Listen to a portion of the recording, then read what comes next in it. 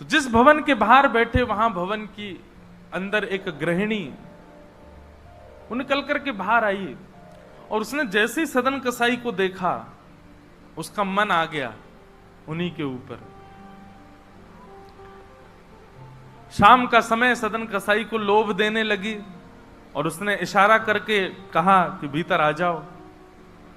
तो सदन कसाई ने उसकी ओर देखा और उनके मन में तो बस जगन्नाथ जी बैठे हैं, कोई ऐसा भाव तो दूषित था नहीं। उन्होंने इशारा कर दिया, कुछ इशारा किया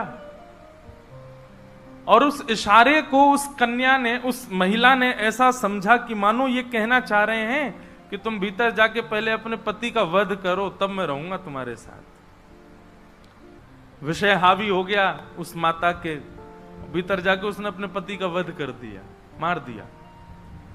और बाहर आकर के सदन कसाई से कहा, अब तो चलो, मैंने अपने पति को मार दिया, चलो मैं और तुम ब्याह कर लेते हैं। सदन कसाई बोला, देवी ये तेने क्या किया? मैंने तो नहीं कहा था कि तुम मारो। बोले, हो तुम झूठ बोलते हो, तुमने ही तो कहा था कि उसका वध कर दो तब रहूंगा। अब तुम्हारे पास एक ही रास्ता, या तो मेरे साथ रहो, नहीं तो मैं सबको बता दूंगी कि तुमने मेरे पति को मरवाया है। पर जिनके हृदय में श्री ठाकुर जी विराजमान है उनको अन्य किसी के लोभ की इच्छा नहीं होती। उन्होंने कहा, ज्यादा से ज्यादा मार दोगी मुझको और क्या, बदनामी होगी, सब होगा, लेकिन मैं अपनी स्थिति से नहीं हट सकता। और उन्होंने अस्वीकार किया। और हुआ वही, उसने हल्ला मचा करके सबको इकट्ठा कर दिया, मेरे पति को इसने मरवा दिया और ये आदि आदि सब कर दिया।